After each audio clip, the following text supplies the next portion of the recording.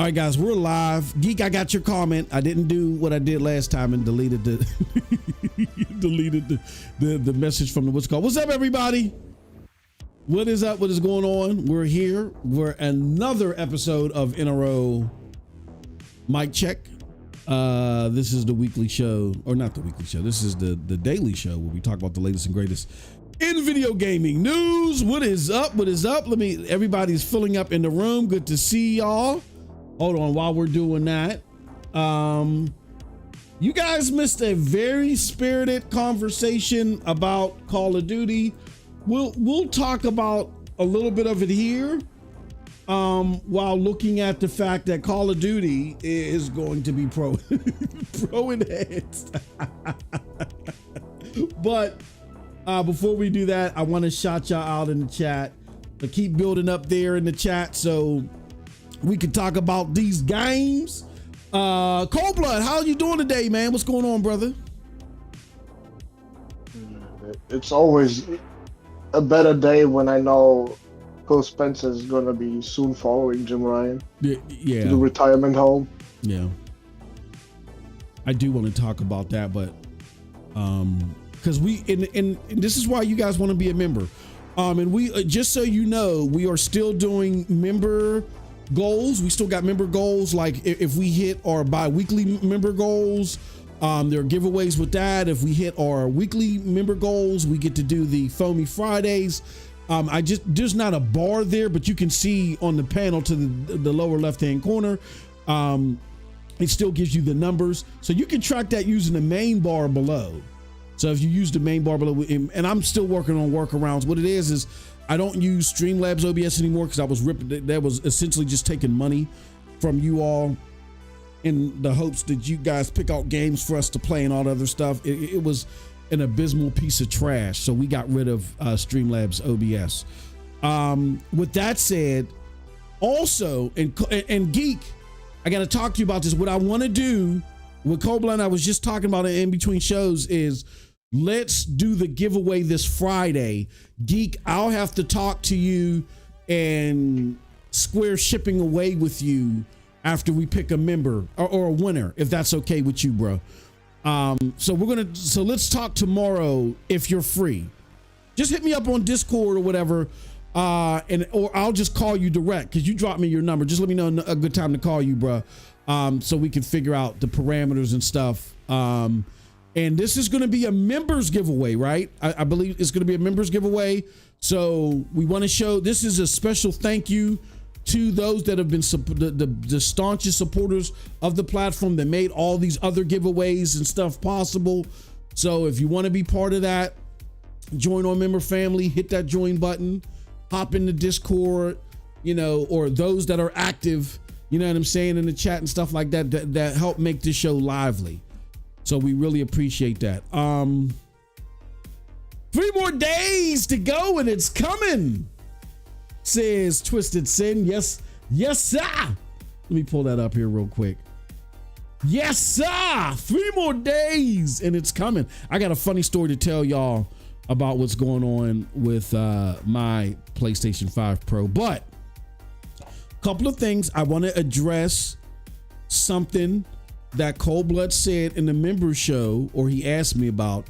But before we do that, Geek does have a question from the member show. And he says, I asked the chat on PlayStation if anybody picked it up yet. I got a resounding no. Keep in mind, we all used to play Call of Duty. It was 7 of us in the chat. I know there's only 7, but keep in mind, Geek, that's the same thing with the Division 2. Like, I can tell Division 2 engagement when you guys would hit me up and be like, hey, yo, Mosh, you played that Division or whatever? Being that you guys haven't hit me up, I can tell that the engagement has dropped off. Like N7, I ain't heard from N7. I ain't heard from nobody. Casey's not even playing anymore. Fucking Casey Casey would literally like carry our whole squad and give us gold. You know what I'm saying? Casey, I don't know if you in the gym. Casey's not even playing it anymore. So yeah, no, I think that's a good gauge, Geek. I think that's a good gauge. So we were talking about Purple Haze in the house. What's going on, Perp? We were talking about, fuck it. Let's get to it, man. Let's get to it. Somebody ping Doc. I know Doc's ears burn. I know he's like, I'm tired of this motherfucker MM2K. Why is he always pulling my card? I keep telling Doc, bro, you are MM2K just 5 years in the past. You're following my trail. You're just following it 5 years later, bro. My bro Doc Dark was running all around the internet. Oh, King Thrash and J-Dub, admit it. Call of Duty is such a massive success.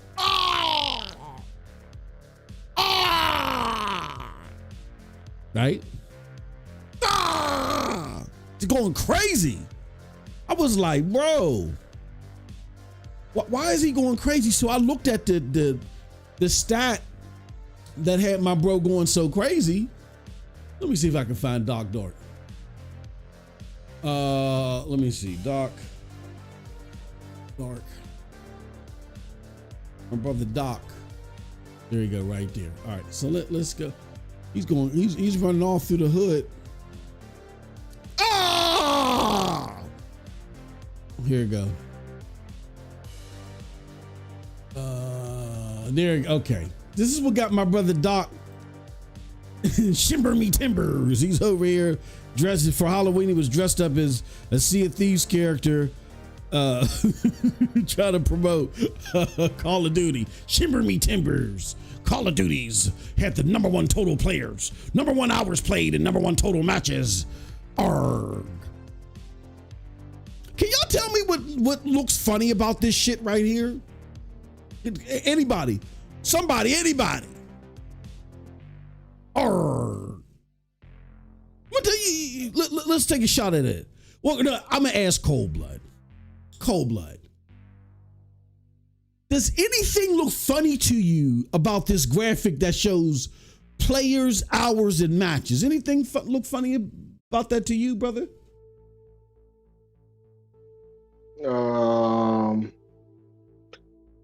All I see is smoke and mirrors, brother. Hold on, Corey got it. My man Corey got this shit. He says, where's the sales data? Right? Yeah. Where's this? This is the first time I've ever seen sales data omitted when we're talking about Call of Duty. First time I've seen it. Maybe it's existed before, Cold Blood. Maybe we just missed it. Okay. We did a show. Did a couple shows last week where we said, look, to think that there weren't going to be a whole bunch of hands on this game would be crazy, right? And to think that there wasn't a bunch of anticipation for it, like it wouldn't see a bunch of sales, because again, this is Call of Duty. Even Call of Duty with underperforming sales still outsells a bunch of shit, right? But even Call of Duty with a bunch of sales doesn't necessarily mean that the Game Pass effect was a positive one. Because we caution everybody, we don't know if Game Pass is going to have a positive effect on Call of Duty until like 5 months out. Why? Because Game Pass cannibalizes sales. And in order for the sales that are cannibalized to be realized again through the subscription, people need to be on Game Pass for about 5 months or more. Right? So if these people stay on Game Pass for 5 months or more, then we can say, oh, they went and made more money off these people, even if it is only related to Game Pass. They made more money off these people than they would have had these people just wouldn't bought the game. Right? Because all these hours of activity, they mean nothing. There are no advertisements yet on Game Pass. So just having activity doesn't mean anything. You have to have sustained subscriptions. That's why there was all this gasping. Oh my God, they lost they lost people. There was all this gasping because despite all this activity and the most hours played, this and that, when the revelation started to unravel themselves about Xbox changing its strategy and how Game Pass was still underperforming, all those hours in MAUs meant nothing because they have to generate money. They just, the numbers, these numbers themselves just show potential. You got a number one total of players, number one hours, totals matches. So that shows you potential that if these people stay subscribed or they stay committed, if they didn't buy the game, we could potentially make more money. That's what this is all about at the end. Do not fall for the smoke and mirrors like Cold Blood said about some goddamn MAUs, about some fucking total players. It's all about money at the end. That's the light at the end of the tunnel. All this shit is to show investors, hey, we got these different ways to what? Make you money. So if all this stuff doesn't take you to the promised land, which is making you more money, it's all, what did Cold Blood call it, class? Smoke and mirrors. I'm going to show you guys something else that floored me when I saw this shit. Hold on, that's not it. Moss, don't forget, I did not call that when we found out about the sales numbers in UK. No, I called it way before that. Yeah.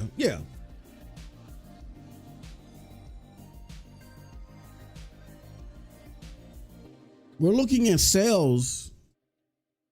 Now, this is UK, second largest console region, or second largest, we'll put it like the second largest market for Xbox and PlayStation is UK, outside of North America. Call of Duty Black Ops 6 sales fell by 67% on Xbox and 18% on PC. Now they rose 30% on PlayStation 5 compared to Modern Warfare 3. This right here, of course, is good. Because like I said, with how it was presented during the Summer Games Fest, it looked tantalizing. I was excited for it. That means if you put it in an avenue where people have to buy it, you were going to see increased sales. Or you were going to see increased anticipation overall, but because you have to buy it on PlayStation, you were going to see increased sales. Nothing surprising there. Here's the problem. This 67% on Xbox, let's start there. That's bad. Why? Because those people already had access to Game Pass. And they are only engaging with Game Pass to, at this point in time, try out Call of Duty.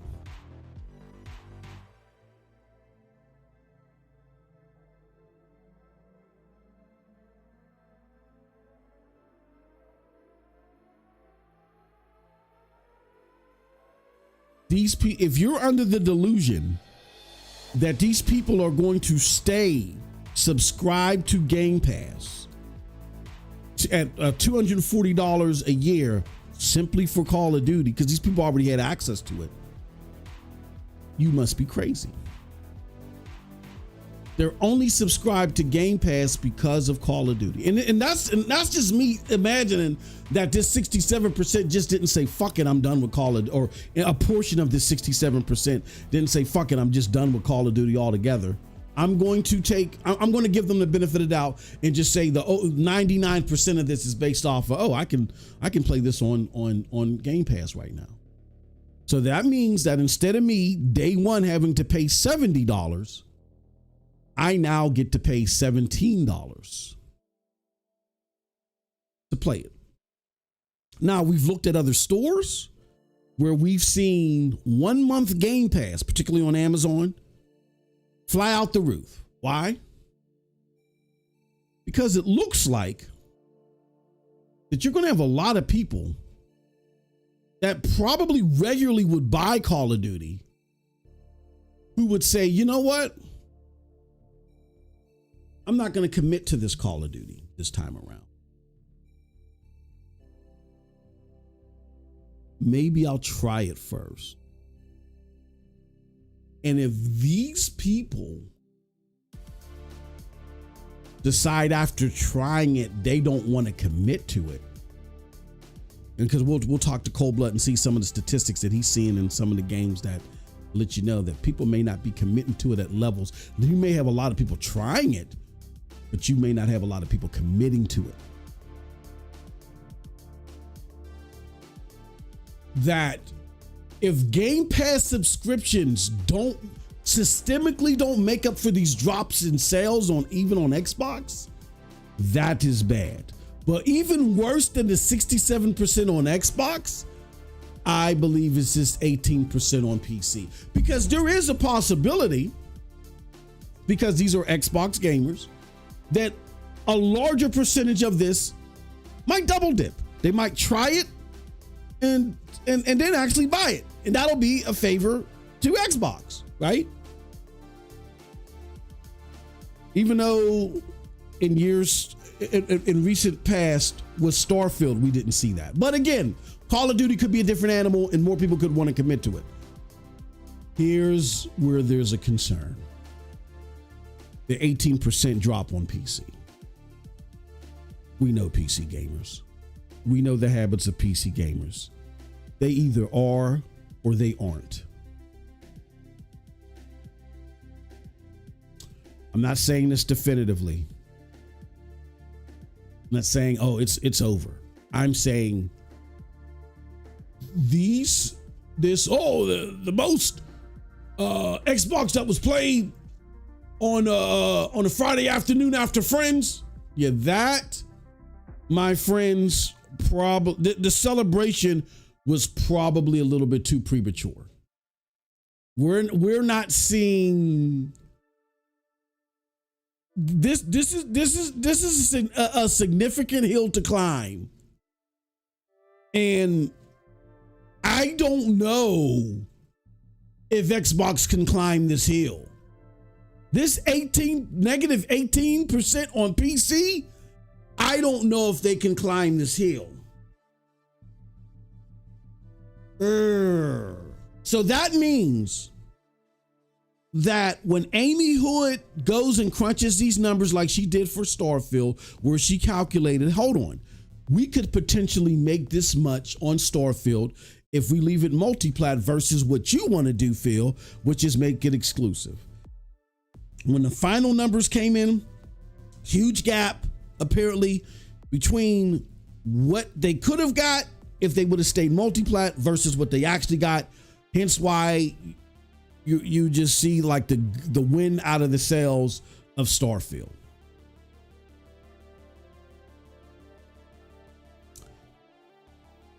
Again, nothing conclusive here, because the positive sign is it is up 30% on PlayStation. So there could be anticipation. There could be a bridge to gap or a gap being covered where people are trying it on Xbox first because they were leery of Modern Warfare 3 and they actually like it, so they go buy it. But those are the two things that are going to have to happen. Number one, people are going to have to try it and buy it, which is the most likely scenario. Or B, nobody's going to sit there and be subscribed to Game Pass for 5 months just for Call of Duty. They're going to, that's why I think you're seeing the 1 month Game Pass fly off the shelves. Now, if we start looking at these stores again in the 3 month Game Pass Ultimate and the year Game Pass Ultimates are flying off the shelves, then we have a different story. But only the 1 year or the 1 month Game Passes were flying off the shelves. because people were going to possibly finesse this. That's not a good look. And again, all this celebrating, this and that. You guys fell for the wordsmithing again, and the celebrations were too premature. The only thing to celebrate right now is the 30% boost on PlayStation 5. Because if this trend remains and people don't commit on Game Pass, like if they only do a month or two on Game Pass, which equates to what, $40 instead of $70, that's $30 loss, or anywhere from what, 50 something to $30 loss on every single interaction that Amy Hood is just going to calculate. And this is what I'm saying. You can clip this. You can call me a boob. You can call me a boob, cold blood. Y'all clip this. If this trend doesn't change, and this is according to GameIndustry.biz, they did a podcast where they talk about numbers that they've obtained. If this trend doesn't change, or if this is the actual trend, like I said, this is all a big if. That's why I said I think the celebrations were just a little too premature. And the only reason why I'm putting focus on this is because y'all do this to yourselves too much. If these trends continue, where the sale disparity is that wide, and the Game Pass subscription and commitment doesn't close that or doesn't fill in that gap, and there's a lot of leakage, a lot of potential money left off the table, somebody's going to have to answer for that. And this is where me and Cold Blood kind of were going back and forth, because he's not 100% sure, he doesn't agree with me. But we could talk about it. We could talk about it with the chat. Phil's going to answer for it. Phil's going to pay, and he's going to pay the ultimate price. That's how I see this. I'm Cold Blood. What I'll do is I'll turn it over to you and get yours, so you can let the chat know your thoughts on this and what this could potentially mean, and let them know too some of the statistics that you've seen that have showed you that maybe engagement, long-term engagement on this thing isn't as deep as people are trying to make it out to be. But what are your thoughts on these numbers of the lack of sales? The lack of sales. I mean, the Game Pass is in full effect here, like you said. Nothing else really to analyze here, right? Boss? Yeah, I mean, yeah. But what do you think that means? You think there's going to be a bunch of Game Pass subscribers that are going to stay on to make up for those sales? Oh. I don't think so, no. Most of these mofos probably got that 1 month for fucking $7 or whatever. Mm-hmm. Gonna maybe beat the campaign, but that's probably no, because if you look at the achievements, only 2% of these mofos even beat the campaign that got it on Game Pass or on Xbox. Yeah. Like that ain't happening. I think. Well, most of them ain't gonna beat it. Yeah. Are they gonna stay for the multiplayer? I doubt that. Mm-hmm. Like, the Call of Duty multiplayer is okay for a month, and then most people get bored by it. Mm-hmm. And then also the fucking battle pass is coming, and all this grindy ass shit that nobody wants to do anymore. Yeah. They're all gonna leave, and only the most fucking hardcore fanboys of this game are gonna stay. But those probably bought the game anyway. Mm-hmm. Yeah, exactly. Those sales are already there. Yeah. Yeah. Like, why in the fuck would they pay for multiplayer if they can just get the game and play it on Steam, right? Mm-hmm. That's dumb for a PC gamer. I mean, on Xbox, I have no idea, bro. Like, bro, they literally lost even more people with this one. Mm-hmm. I mean, probably most of them were Game Pass subscribers anyway. Yeah. Yeah. So. Oh, that would be bad. Like that would be bad if like most of these people already had Game Pass that would normally buy it. Oh my God. Moss, do you have a counter argument that it isn't the case? Because I did see Satya come out and say we are already at 40 million Game Pass subscribers, or 50 million. That is true. I mean, they did say something to the effect it was the greatest single day, but that's the same shit they said with Starfield. Remember? From what was it the greatest single day? From fucking what? Going from 50,000 subscribers to 60,000 in one day? That is the fucking jump here? Yeah. Like, come on, bro. Nah. Yeah. Because it's all buzzwords.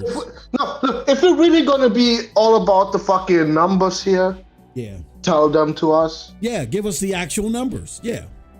Give us the how many subscribers got in, how many sales we got from this shit, how many we lost on every single platform, actually in units, not just in percentage. Mm-hmm. That'd be fucking great, but they're not gonna do that. That is too much transparency. That looks bad on them. Yeah. So I say right now it's a huge success for Game Pass, showing how bad it fucking is for games like this.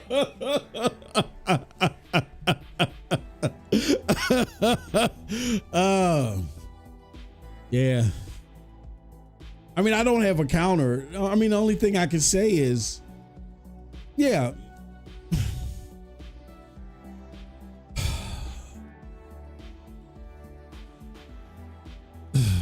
like, this one is hard because who's gonna like, I see this dude Trunket in the chat.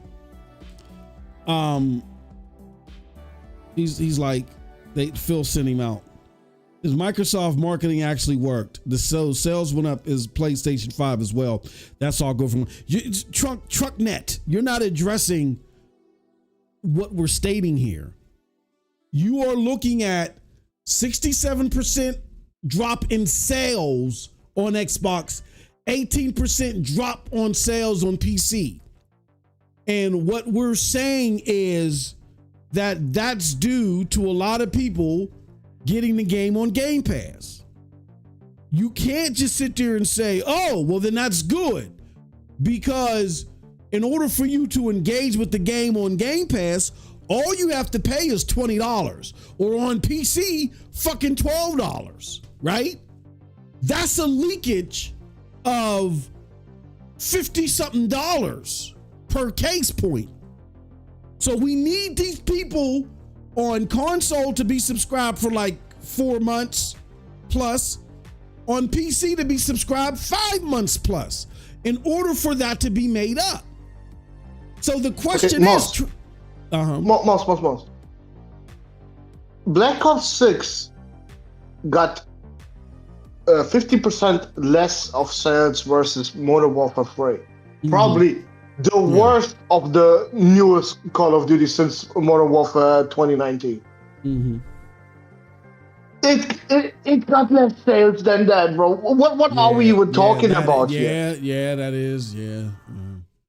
I mean, okay, it's the UK data, but it's almost transferable to US as well. Usually it is, yeah.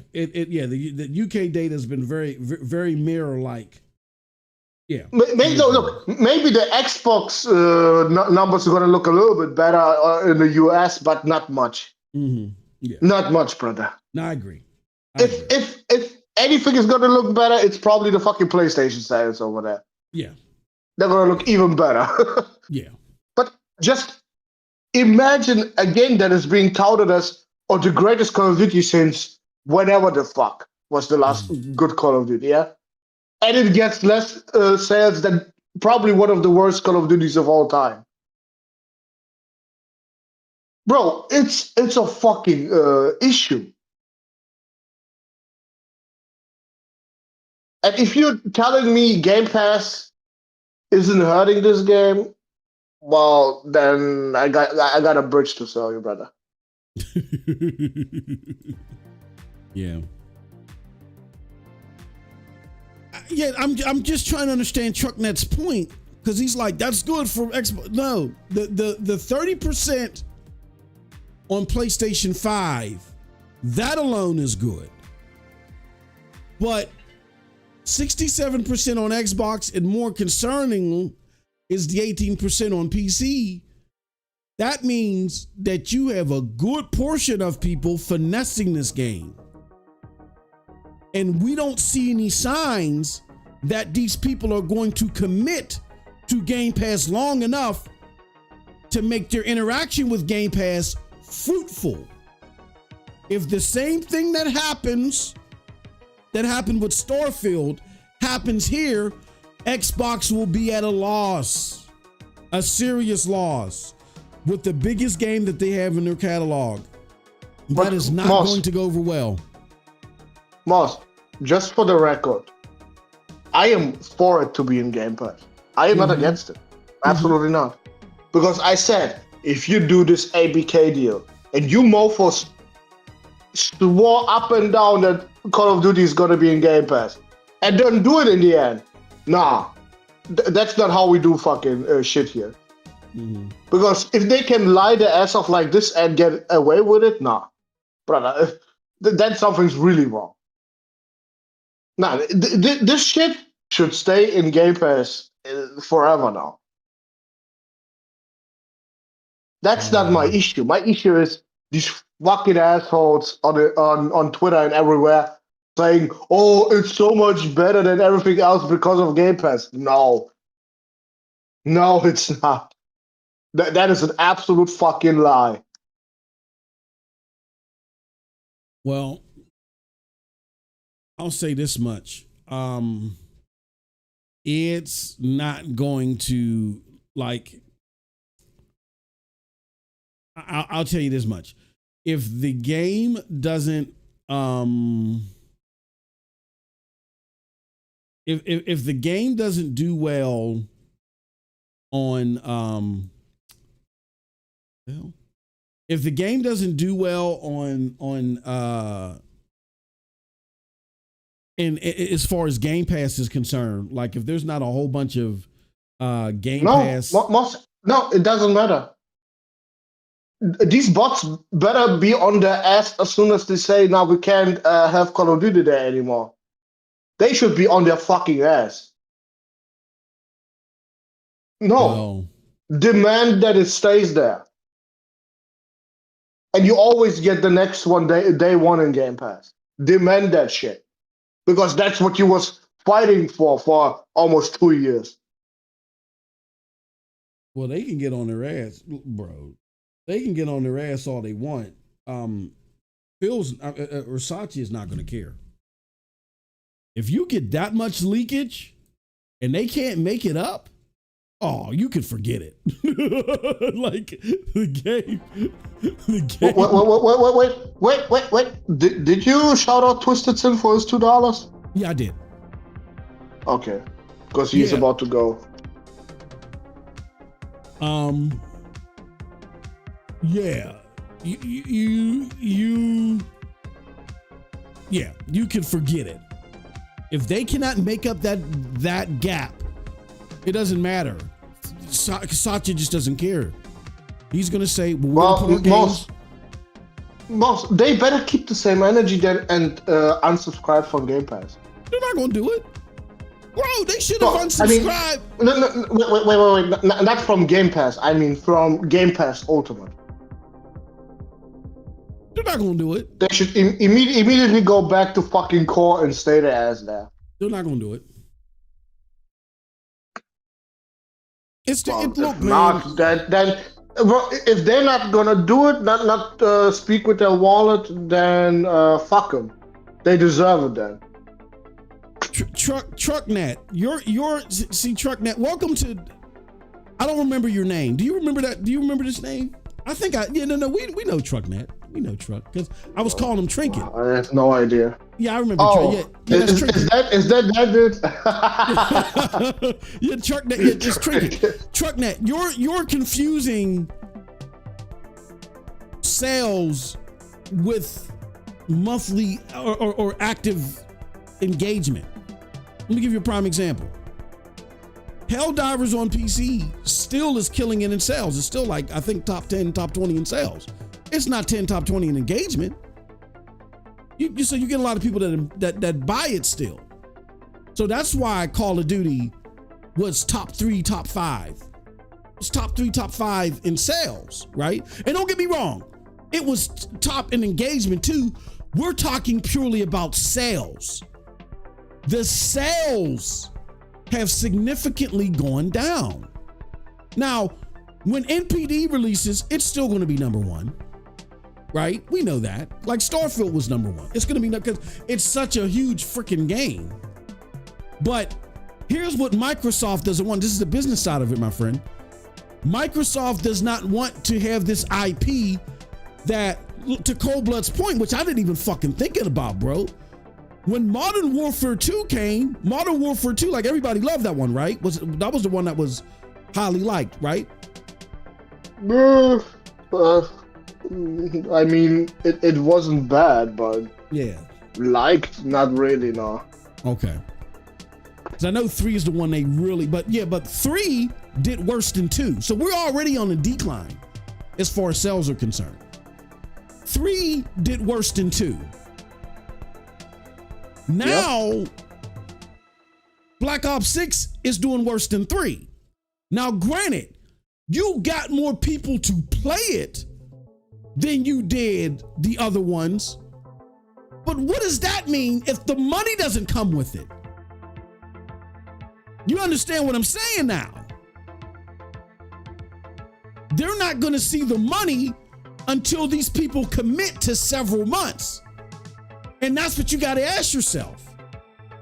If I went and finessed Call of Duty because I only play it for a month, and don't confuse the sales and people continuously buying it as those people continuously engaging with it. Like I've bought in several Call of Duties, played it for a couple of weeks, and I was fucking done with it. There are people that do that. The majority of people do it and they commit to it. That I can agree with. That's not everybody. And in a situation where you paid $75 billion for this company, in large part due to Call of Duty, you only want to see an uptick because you got to get that money back. Why do you think you're seeing all these moves from Microsoft, all these things that the Xbox brass don't want to see happening? The price raise of Game Pass, shit going to other platforms. They got to get that money back. So you don't want to see a decline in money. That's what this is all about. Game Pass is only an ends to a means. The means is always money. So who gives a fuck if there's more players via Game Pass? If Game Pass doesn't bring more money, it's a never was. Just like with Starfield. Starfield brought you a whole bunch of players. It didn't consistently bring them the money they were looking for because Amy Hood was looking at what they could have got if they would have been multi-plat with sales versus what they got for not being fully multi-plat. And they were ass out on money. And that's why Phil's approach has been rejected for the most part. And they're moving with Satya's approach. And the last remnant of Phil's approach, Trinket, is from what we understand, and we had Tim Dog on here, that they fought hard to get Call of Duty to still be day and date in Game Pass. That was the last big fight. The last big fight that Phil won. Like, Phil was just taking L's left and right after the failure of 2023. And the last big fight was Call of Duty still being in Game Pass. But the concessions were, they're taking it from Core and all that other shit, and they're putting it in Game Pass Ultimate. Now, if that doesn't work,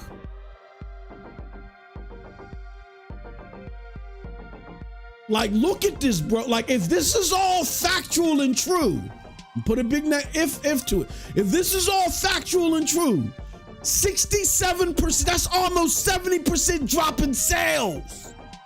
67% drop, 18% on PC. And you see a 30% uptick on PlayStation 5, that means that you could have seen 30% uptick here. That's a full swing of 100%. You could have doubled what you got last time on Xbox.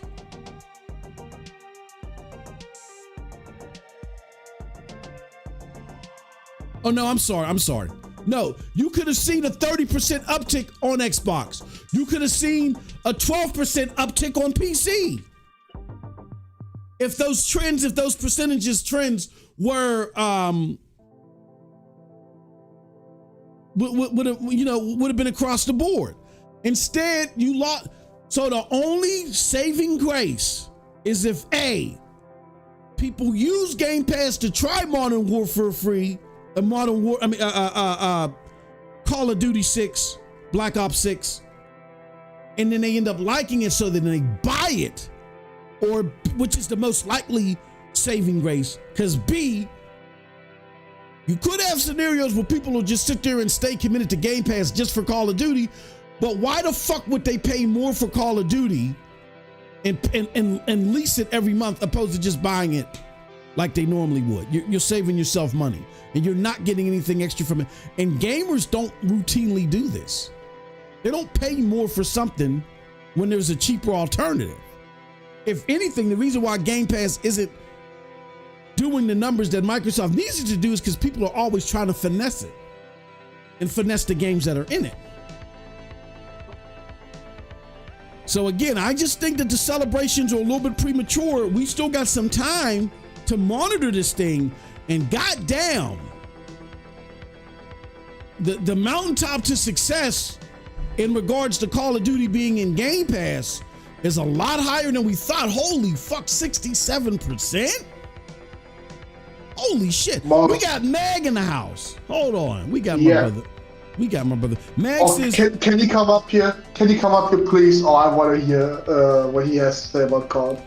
Mag says, people on Xbox aren't playing COD on Xbox, even with Game Pass.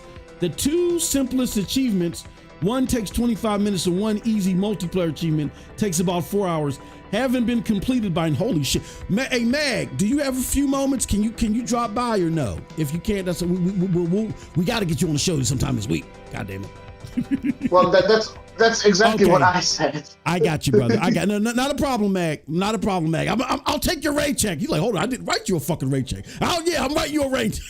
You coming on sometime this week? God damn it. But there you go. There you have it. There you have it from Mag. Okay. Me and Cold Blood are Xbox haters. Okay, don't pay no attention to us. Here's the guy with connections to internal happenings on Xbox. Everything that you done heard him say on here and on XNC podcast, what? They have come to fruition. Maybe Wednesday or Thursday, cool, my brother. Look, anytime. You let us know. You let us know when you want to. Look, I'm coming on. I'm taking over the show. Me and Cold Blood will sit back, crack open some beers, let you go, brother. So you can let the people know the truth. Yeah. But Cold Blood, isn't that funny? That's the same thing you were pointing out. You were pointing out those statistics. Yeah. You were pointing out those statistics. Xbox achievements. Yeah. I'm gonna read it again. Let me put it up here in the chat. Let me see here. There it goes. It says people on Xbox aren't playing COD on Xbox, even with Game Pass. The two simplest achievements, one takes 25 minutes and one easy multiplayer achievement takes about 4 hours, haven't been completed by 93%. So my brother Trinket, this is what I'm saying. I'm not saying with 100% certainty, and Mag, you let me know about my assertions, because these are only assertions, or me and Cold Blood's assertions if you think they're off, whatever. My thing is, when I look at 67% drop in sales on Xbox, 18% drop in sales on PC, I look at that and I say, holy fuck. I don't know if there's going to be enough Game Pass commitment to make up for those drop in sales. What I'm seeing is a lot of people finessing the game via Game Pass, but I don't know if they're going to commit to either buying the game or staying on Game Pass for it to make up for the drop in sales.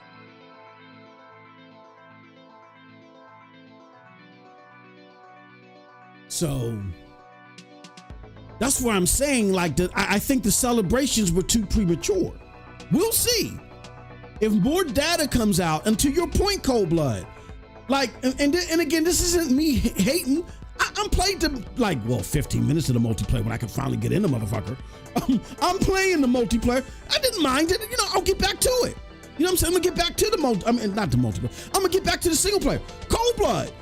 You had a great experience with the zombies, right? Am I right or am I wrong? The only mode that does not crash. Yeah. The only mode that was made by competent people over there. You say not interns from McDonald's and shit. Yeah.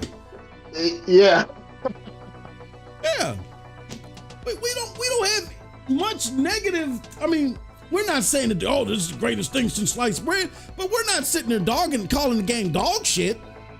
We're just saying, look, man, I don't know if this Game Pass strategy actually worked the way that they want you to believe it did.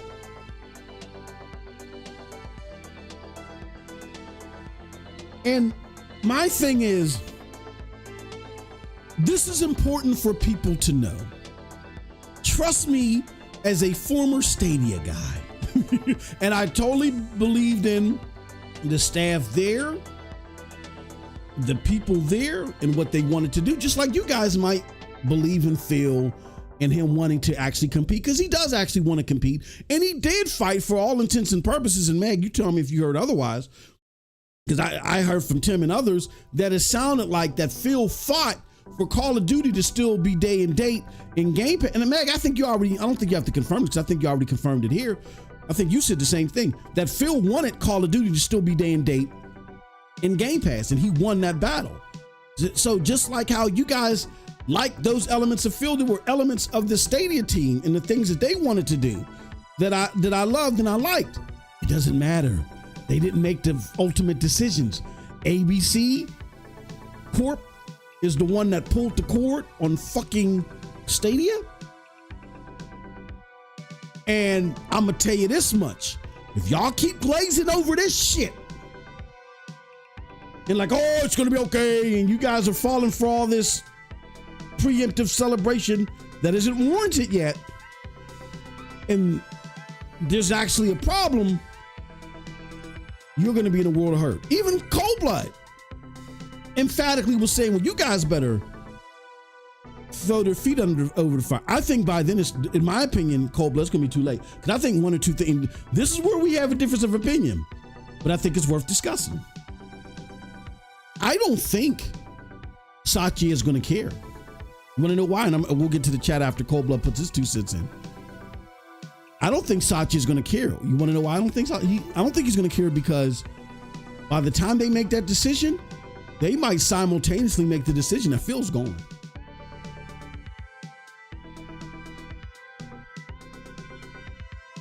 That's my thoughts. I know it may sound crazy. I don't know what you think about that, but I think Satya will come out there. Okay, you guys enjoyed Call of Duty. That shit is over. No more day one Game Pass. But we'll still keep Game Pass Ultimate. Get a free t-shirt with my face on it with me. Yeah, okay, Moss, but what's the point of Game Pass Ultimate then?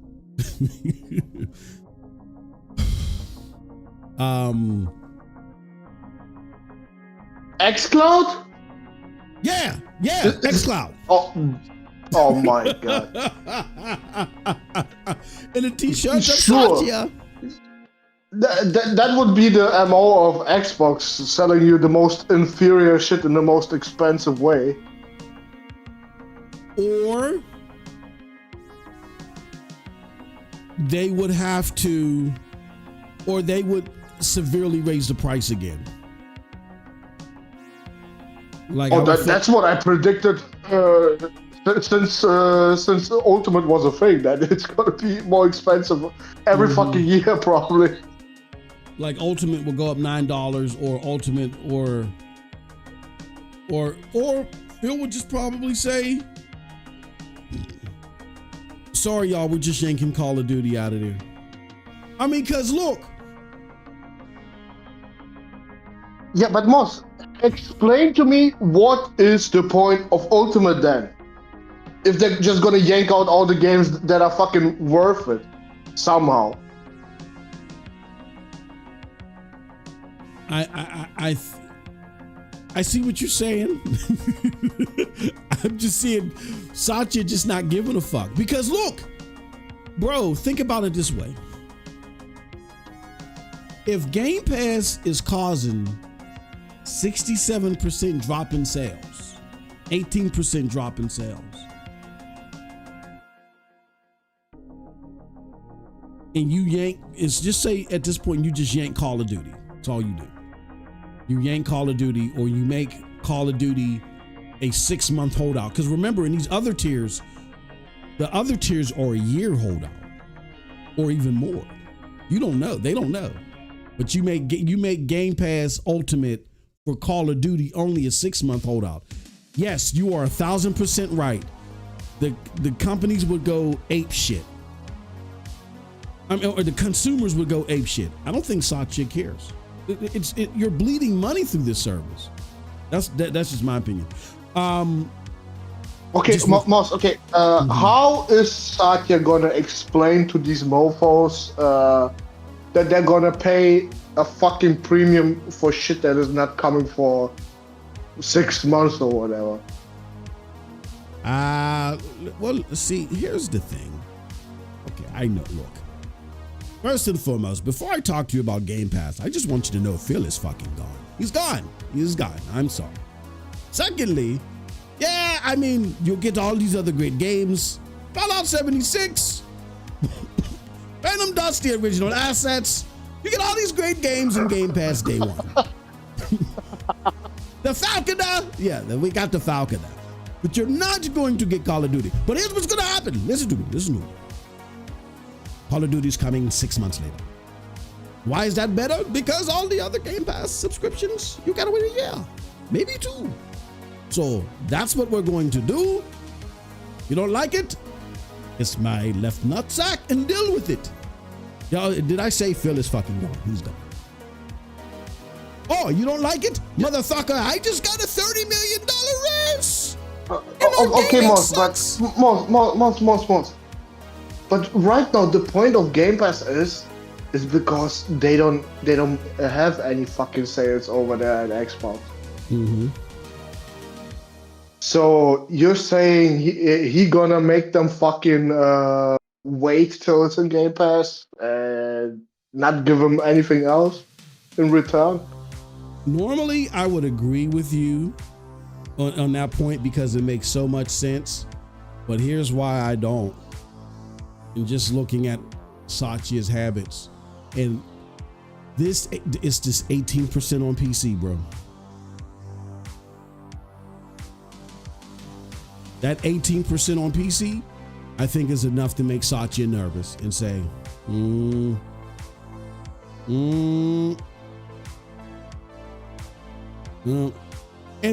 man, I want to hear Mac's take on this, bro. Here's not what I'm saying. You're not making much sense right now. Just that Satya is done losing money, which he never would have gotten anyway. No, he would have gotten his money had the people had to buy the game. He's now going to force you to buy the game. Now that people know it's coming to Game Pass, no fucking way. That's over with now. Well, it was over with, but again, this is Call of Duty, the biggest game in the world. You know, tough time. You think that? Wait. You think they're not gonna wait to play Call of Duty in Game Pass? Nah, I don't think the 67% is gonna wait. I think there's still some wait. It's gonna be still way less sales now anyway. Yeah, I mean, you still might have some people wait, but I don't think it's going to be at these numbers. It'll be significantly less because it's Call of Duty, it's the FOMO, it's day and date, it's the biggest thing in the States too, particularly in the States. They're not going to wait. They're going to want to play that shit day one, and they're just going to go back to they got to try something out for you. Now it'd be different if this trend went on for years and years and years. And here's what I'm saying. I'm not saying that this is definitively what's going to happen. I'm going to say this is very possible. It may be I don't know which one I would give a higher percentage to. Raising Game Pass substantially, or just outright waiting to put Call of Duty in 6 months later. I feel like he would do either or, right? But yeah, I wouldn't take that off the table because look, bro, this is what you gotta understand. Xbox gamers are going to be pissed, and they're going to come to social media, and they're going to say stuff about it. Satya has flipped Xbox upside down in 2024. He got a $30 million raise after it. Do you think he gives a fuck about what they gonna say on Twitter? Especially because this was only done for a year. Now, if this had been a tradition for like 2, 3, 4, 5 years, yeah, then I would say he might say it's too risky to do something like this. But this is something they tried for 1 year. It led to it possibly will lead to disastrous results. And if it does, let's just say that it does. If it does, I think he'll yank it. You know what I mean? Yeah. Doug Gameboy says, I'm done giving out free games. It's cutthroat. I need to get paid. Sachi's done losing money, man. He's done. And if this last thing that Phil... Okay, then why put Call of Duty in Game Pass? He's done losing money. Because he thought... You remember, and you gotta like check the tea leaves for the like little shit that Xbox throws out there. They thought that the boost on PlayStation 5... Remember, they said that they were going to use Game Pass... They were going to use sales on PlayStation 5 to subsidize Game Pass. You can't subsidize Game Pass with 67% drop. Okay, can you pull that article up where he said that? What? No. That was the tea leaves that were out there as far as or matter of fact, no, there might actually be an article on that. Hold on. Xbox. But that was the tea leaves that are thrown out there. You on numerous occasions hear them talk. You gotta follow, you gotta understand the Xbox patterns to completely understand what they're likely to do, what they're not likely gonna do. Like they'll go and they'll drop little niblets with creators, Jazz Gordon, all that other stuff, and they'll float this stuff out here, like this whole talk about a handheld. Phil has never said that we're pursuing a handheld. Everybody's talking about a handheld. when there was the battle of Call of Duty. Microsoft never came out and said that, but we find out there was a battle for Call of Duty. It was discovered that Microsoft themselves leaked that the games were going. They leaked it to Shinobi, right? They leaked it to. Now, that if you would have told us that without there being empirical proof, we would have said that was crazy. But we found out that they did it. So Microsoft is always trying to drop driblets out there through creators to get an understanding. One of the driblets that they dropped out there was they were going. And Meg, I don't know if you're still listening, but I'm pretty sure that you've heard that that they knew that Game Pass was still going to be a loss-leading service, but they were hoping to subsidize those sales losses on Game Pass by selling the game on PlayStation. You can't use a 30% hike on PlayStation to subsidize 67% loss on Xbox and an 18% loss on PC. I don't think the numbers add up. Let me see here. Let me see if I can find it. Xbox sales on PlayStation subsidize Game Pass.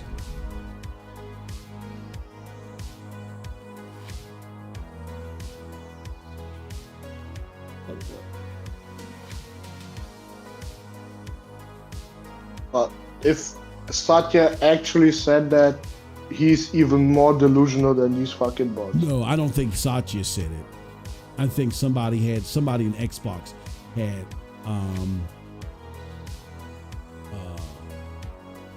mentioned this, but I think this is more or less something that was passed to the creators, like the other stuff was passed on there, and they actually thought that their sales on PlayStation would be so high and so grand that even if people did finesse it on Xbox, they would still be able to recoup the funds on PlayStation.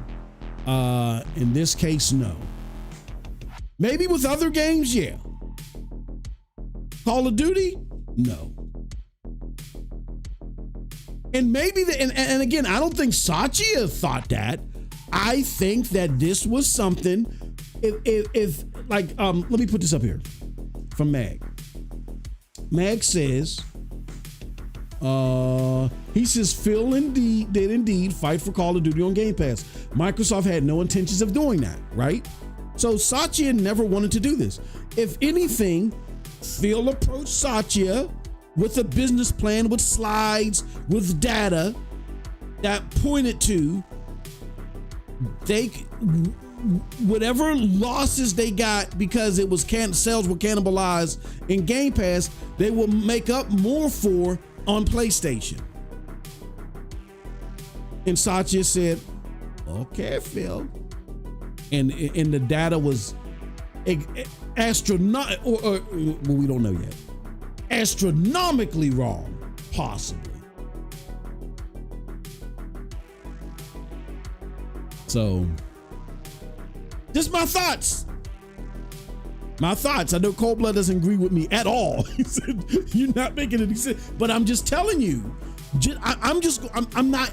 And again, because I'm saying this is what I think people will do, I'm not justifying the behavior. I'm just telling you, based off of their prior actions, this is the mind state that they're in right now. Let me ask you guys a question. Based off of gaming, here, I'll fucking put a poll up there. Let's do it. Let's do a poll.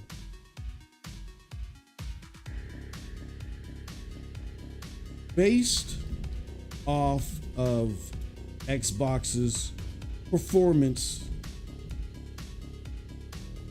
past 12 months, did Satya deserve $30 million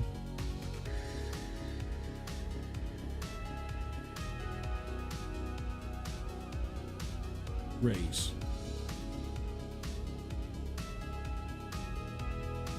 I mean, of course he does. All right. So that is the poll. Based off of Xbox's performance the past 12 months, did Satya deserve his $30 million raise? Simple yes or no.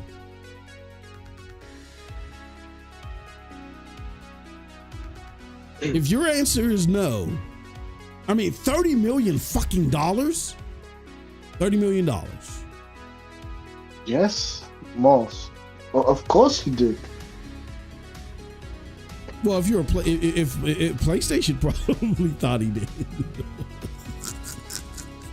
No, I mean, he no longer has Game Pass growth in his shit for his bonus.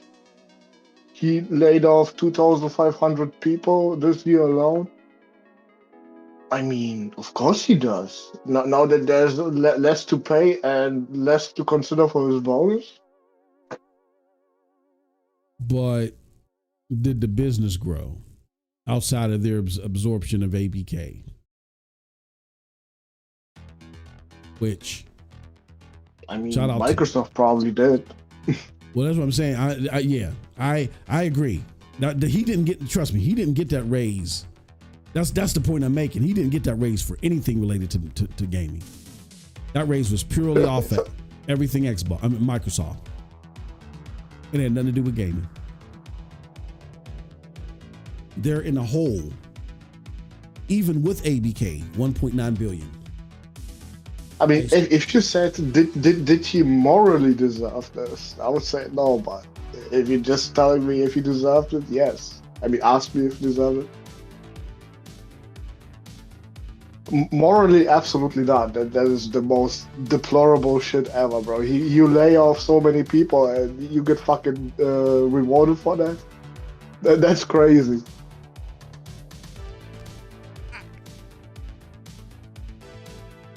Let me do this. Microsoft stock performance past 12 months.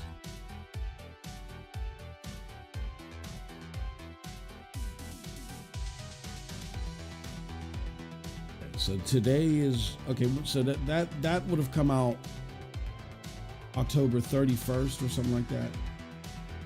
Rock. Let's go October 1st.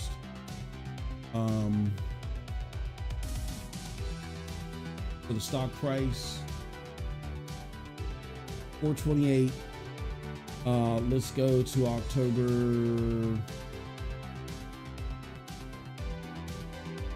Go to November 1st. 2023. I'll go with okay. Stock's up almost $100. They gave out a dividend on the 15th. Oh yeah. No, look. Of course he does. That's what I said. I'm talking. But see what I'm saying. He did great for the company overall, despite what he did for gaming. What he did for gaming was abysmal. It was horrible. They did not reach any of their benchmarks. Even though Game Pass isn't associated to his compensation, they lost money everywhere. Hardware is abysmally down. They didn't reach the only they out of like 4 reports that had 6 points of data. So that's out of 24 points of data through a full fiscal year, they only met 2. So based off of gaming was horrible. So his $30 million has nothing to do with gaming, which in my opinion, feeds my point. He don't give a fuck if he upsets y'all, because he upset y'all at the beginning of the year. He does not care. And he advocated he didn't want to put Call of Duty, he didn't want to keep Call of Duty, he didn't want to put Call of Duty and Game Pass day and date in the first place. He gave in to Phil and gave him that one. But I'm pretty sure he gave in to Phil under certain contingencies. This better work. And oh my God, it's not. Oh man, they're still in the red.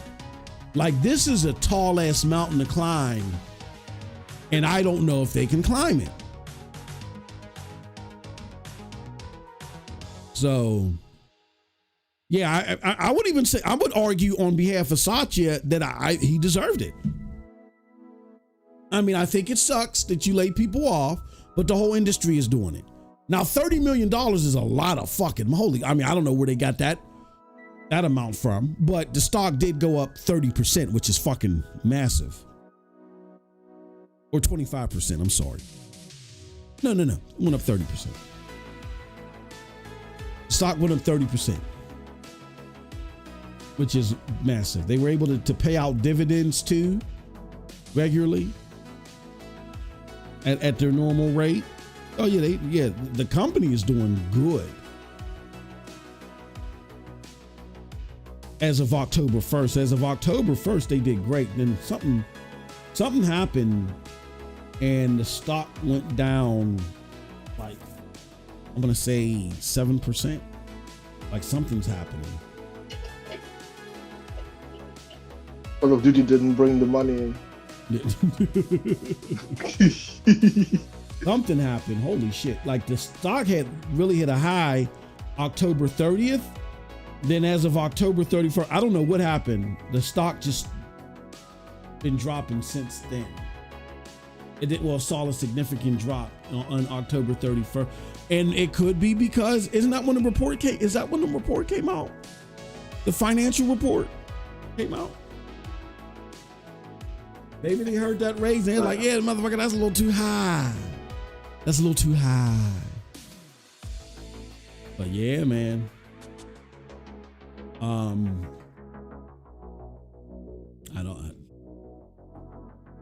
Those are some significant numbers to try to overcome. And I don't know if he can overcome them. You know what I mean? Let's go to this chat real quick. You guys are killing it in this fucking chat. And again, hit the check, try the poll. Let us know if you think that Satya deserved his $30 million raise that he got. Like I said, Moss, you asked the question without the morals behind it. So yes.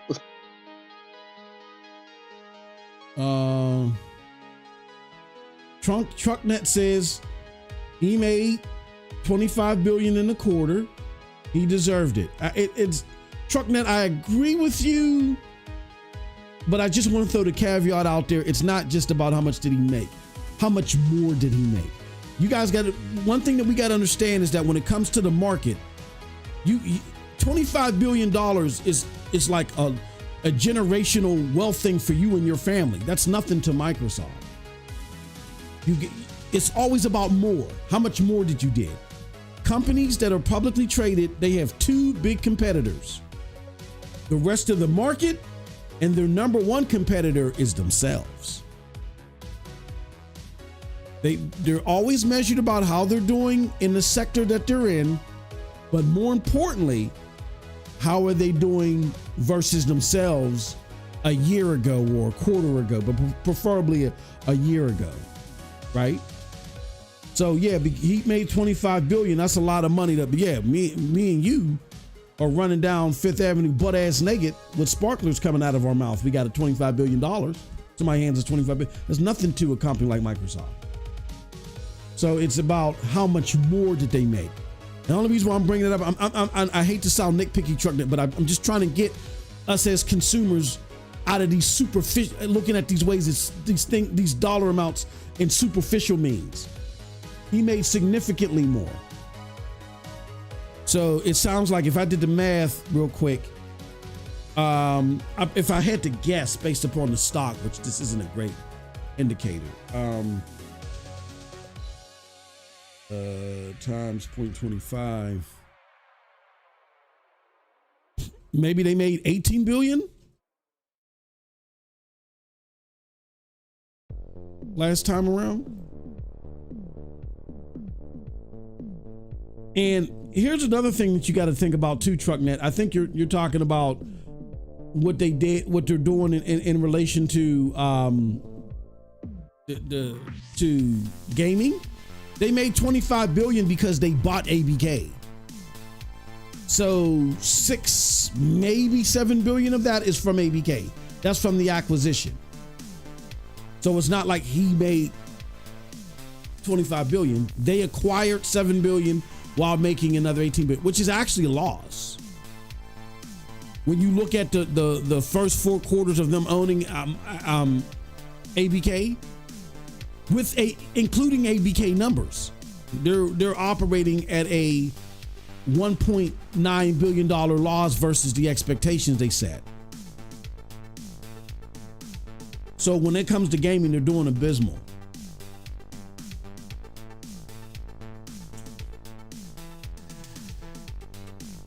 It was not just about, oh yeah, I mean, like you guys got all creamy knuckle. Game Pass is making $2 billion. But when you're paying $1 billion just to put third-party games in there, and then all the other fees that come with your EA partnership and the Disney Plus and this partnership, let alone not even considering the games that you're developing in there that are going in there day one where the sales are being cannibalized. That's like, you gotta throw Call of Duty in there. Now you got to throw Call of Duty in there. The massive cost that it took to make Call of Duty, 67% of those potential sales on Xbox will never be realized. 18% will never be realized. You have Game Pass subscriptions that offset that just a little bit, but if those people were just finessing Call of Duty, oh my, the losses are substantial. You guys can't get all creamy knuckled for just these large figures that, again, someone stuffs $25 billion in my pocket. I'm jumping in pink paint and wearing orange overalls and shit, shaving half of my head and my face, I'm running around fucking downtown Pittsburgh all day like that shit. That's us. These are multi-trillion-dollar companies, bruh. Y'all get caught up in the silliest shit. Don't do that.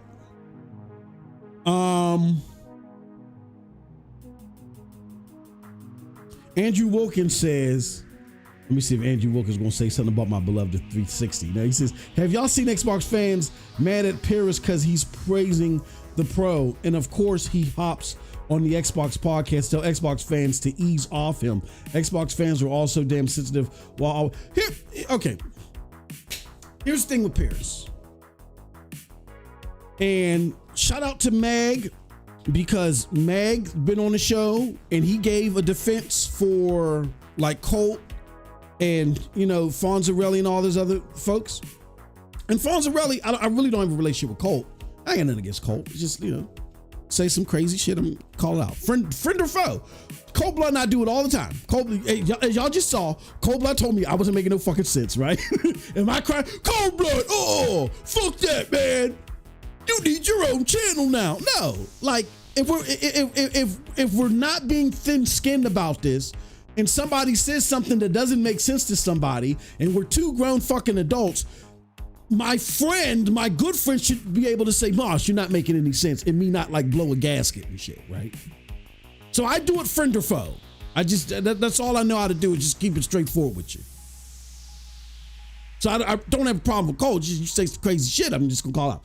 But somebody that I had a relationship with, even though I haven't talked to him for a while, a cordial relationship, is Fonzarelli. I have nothing but good experience with Fonzarelli. Fonzarelli has been nothing but cool to me. Even when I tried to call him out on shit, he's like, man, get the fuck out my face. Right? But back in my Xbox days, I am openly, and I've been publicly saying that I am disappointed in seeing what I feel is like a heel turn for Fonzarelli this generation. Now he's starting to come back to the old Fonzarelli that I know you know what I'm saying, that I can appreciate even when I don't agree with him. I remember a debate me and Fonz was having about the price of games. So I've always appreciated his candor. I just felt like it was lacking in a major way when he was talking about, when he was falling into the Kudakurs and the Gudagors talk about the Xbox. I'm like, come on, man. Come on, Fonz. What the hell's going on here? Now that the dust is settled, it's like the aliens brought back my old Fonzarelli. They've taken his clone and brought back the old Fonzarelli. I'm happy. All right. Why? Because the more voices that are being straightforward and honest about what you're getting that are out there, the better decisions you get to make. At the end of the day, like our homie Trinket, if at the end of the day, Trinket says, you know what, Mons, I don't know what you're saying, bro. I mean, I heard everything that you're saying. I dissected, I researched it. I still want to play Phantom Dust with the original assets for $549 on my Xbox Series X Sprinkle. Okay, fine, Trinket, do what the fuck you want to do. Whatever makes you happy, my friend. But the more people that are talking truth to power and actually letting you know what's going on here, despite their own personal biases, the better you are as a consumer. What does this have to do with Paris? I think Paris is well. Again, this is my opinion. I think Paris is well. Hasn't always been on the honest train. I think Xbox did a fantastic job in perusing a lot of people and making them think, you know what? You're going to want to support us because we're going to be so pro creator. We're going to be so pro community, pro gamer. Your content is going to fly when you support us. And in a lot of ways it did this generation. I mean, the Xbox community was huge and massive and made it made a loud, substantial noise. Look at the salt quote unquote. These Xbox creators came up with the salt mining content, right? Which the vast majority of them are old PlayStation creators. You just haven't been around long enough to notice. But yes, I do. That's how lucrative this field was in being an Xbox creator. And I've been a fan at a point in time of Paris. I followed him on Gamertag Radio. Even when he would drive me crazy, it was like, he's the person you love to hate. I never hated him. But I just like, I don't like what you're saying, man. I remember when Paris was at the one E3, the 2013 E3, and he was talking so much shit on Xbox. Yeah, bro, the bro box or whatever, you know what I'm saying? And they was all revved up because of, the PlayStation event and all the other stuff, right? Something happened in my observation where, again, when that red carpet was rolled out for Xbox, some of the things that I saw Paris, but like, nah, I'm not down with that. And all of a sudden he got a little lighthearted and was more accepting and made excuses for a lot of the heir apparent faux pas and wrong direction movements of Xbox, where he wouldn't have done that before. So I don't know. Paris going on Xbox shows now and trying to tell Xbox people to chill out. It's a fool's errand right now. Those people accumulate in those areas. Those people listen to the booms and listen to the whatevers because they still want to be lied to. Because their hate for PlayStation is just that strong, or their disbelief in the turn of events is just that paramount, that they now just flock to these areas and they want to be lied to. They want to be told that Helldivers is coming in July. Hello, it's past July. They want to be told Xbox is buying Take-Two. They want to be told. What else did we hear, Cold Blood? I can't remember. They want to be told that there was $1 billion on the being paid for marketing rights for Grand Theft. They want to be told this stuff, right?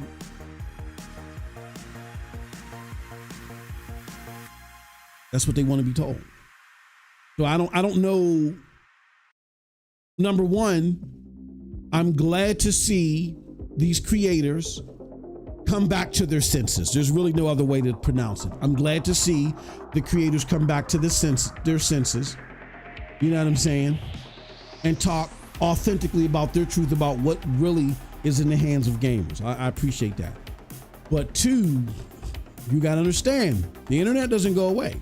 Just like the internet didn't go away for me when I had my confidence in Stadia. So what did I have to do?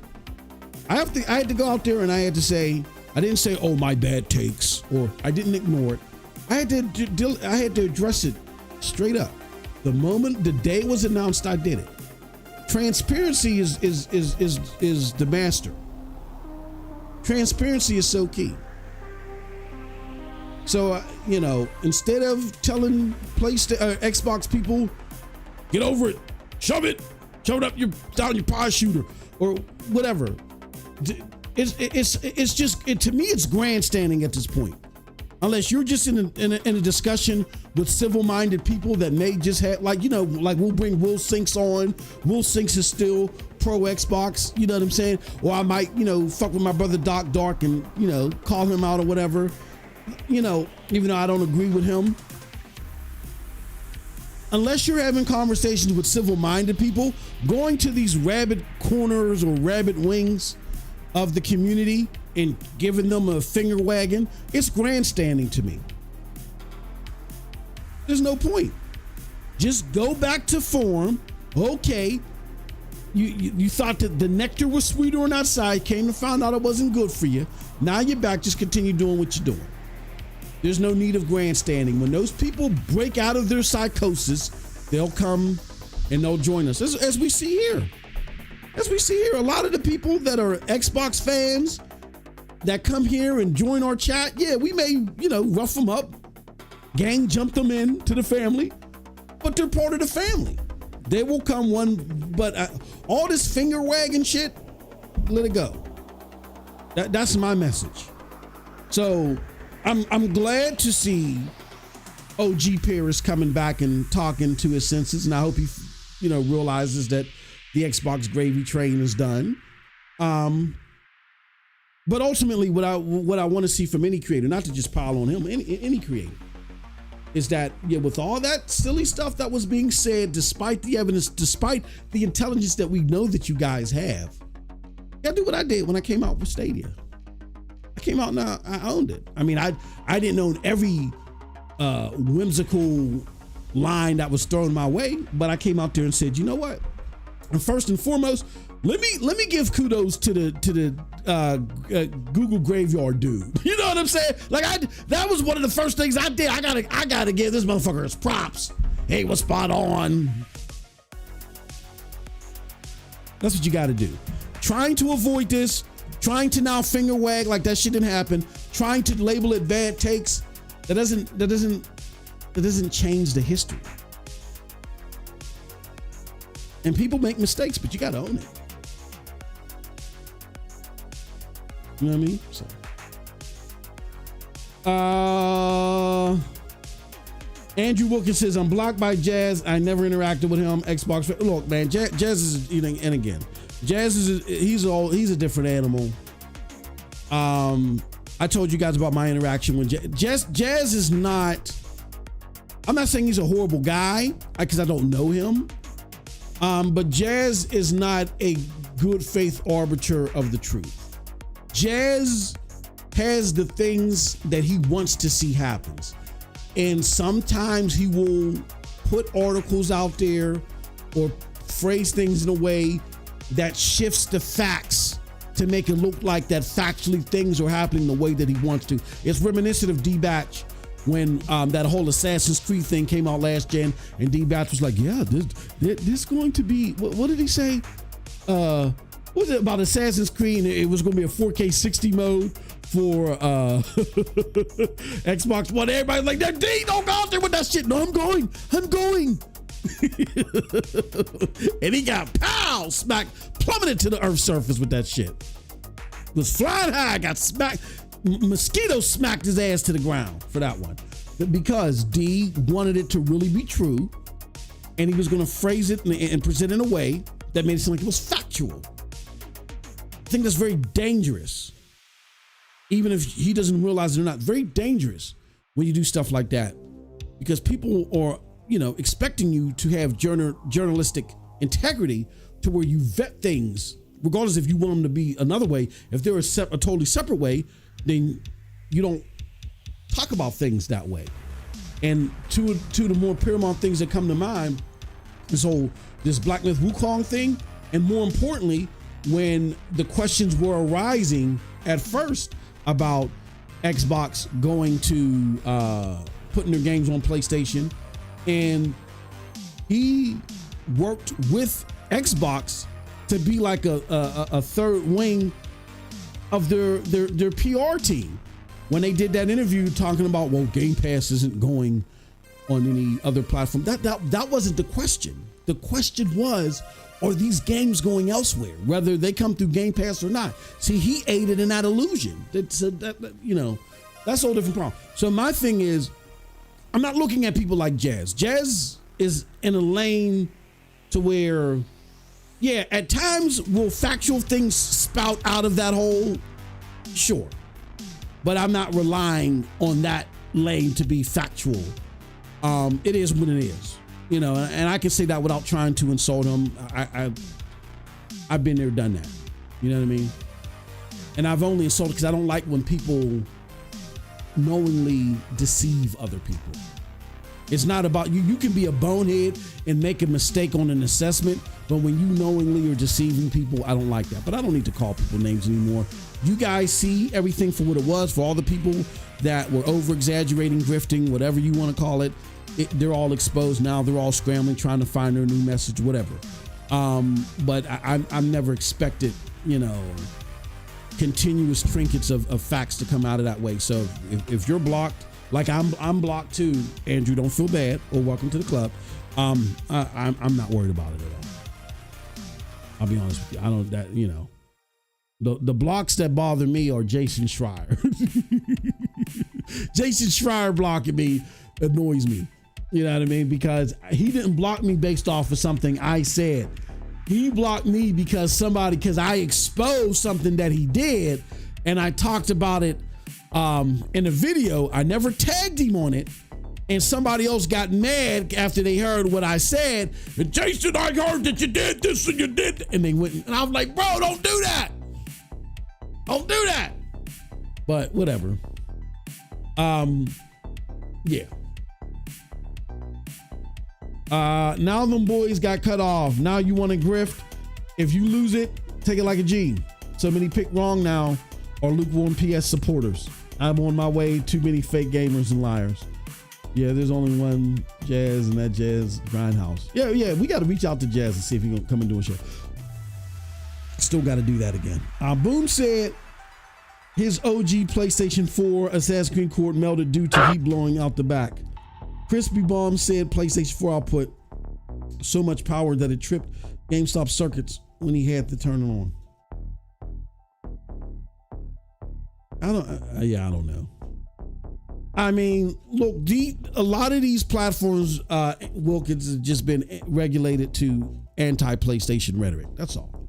There's nothing that they can boost up about Xbox. So they just become, because the things that they were expecting out of Xbox, they're not getting. So instead of saying, look, Xbox, you're not doing what I need you to do, so I'm going to have to take my support elsewhere. They're like, no, I need this. I need these clicks. I need this client base, and I'm going to stick with this. All right. I think this is a great time to use these remaining minutes to move on and talk about the PlayStation 5 Pro. Listen to this poll. I know I asked you guys this before. I might do another poll. Based off of the Xbox performance past 12 months, did Satya deserve his $30 million raise? 73% of the 30 people that voted said no. 26% said yes. I may have asked you guys this before, but are you guys now, you know what I think is, are you planning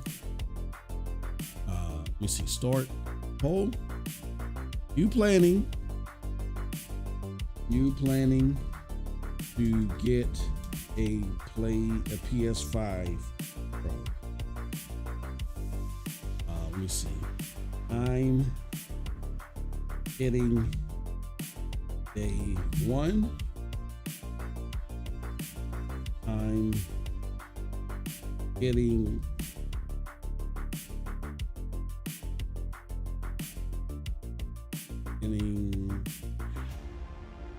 in 6 months. Now,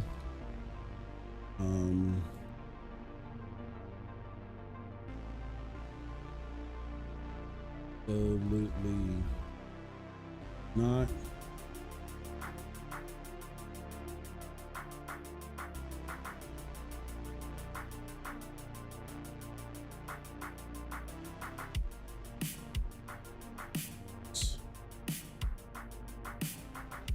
I'll put 3.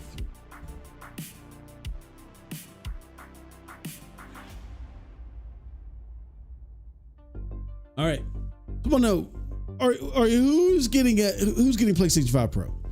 I'm trying to get one day one. Let me tell you guys a funny story. Went to go trade mines in this weekend, and GameStop, for those of you that are not aware, GameStop is not taking. And the funny thing is, I got this motherfucker from GameStop. They are not taking. I was going to trade in my PlayStation 5 base. GameStop is not taking certain batches of PlayStation 5 all digital editions, the launch ones. They're taking some, but there are certain batches that they're not taking. And I think that mine's was like of the original batch, because I pre-ordered mine's like as soon as you could pre-order it. The day that the pre-orders went live, I was at GameStop. So I probably got one of the original batches. As I told you guys before, when it comes to electronics, the original batches are usually the most effective. That's probably why when they scan the code, they're like, wrong, we're not taking this shit. So I had to actually work through PlayStation Direct's third-party vendor. I'm trading mines in there to get some money back, and I'm going to go to Best Buy and pre-order mines, because they're still doing pre-orders at Best Buy, in case you weren't sure. GameStop didn't even have pre-orders, so it wouldn't have worked out for me anyway. They're like, and remember, I was telling you guys what happened was they tried to sell as many as possible on PlayStation Direct. I talked to this guy and the manager that was there and confirmed this. We had a good old time. Talked about how PlayStation was Xbox was dog shit. Oh, we had a grand old time, because my boy was with me and he still games on Xbox, but he's like, oh man, there ain't nothing to play. We were like, why you say that? Man, there's still a blade. Oh man, I got an Xbox. Oh well, that's why you ain't got nothing to play, motherfucker. But anyway, hold on one second.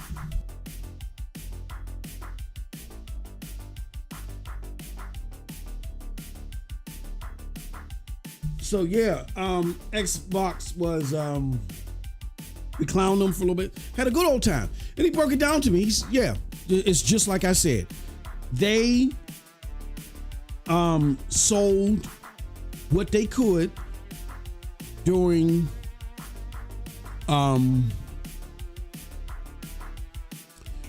PlayStation Direct. The way him and the manager told me, they were expecting to get around 10 plus PlayStation 5 Pro pre-orders.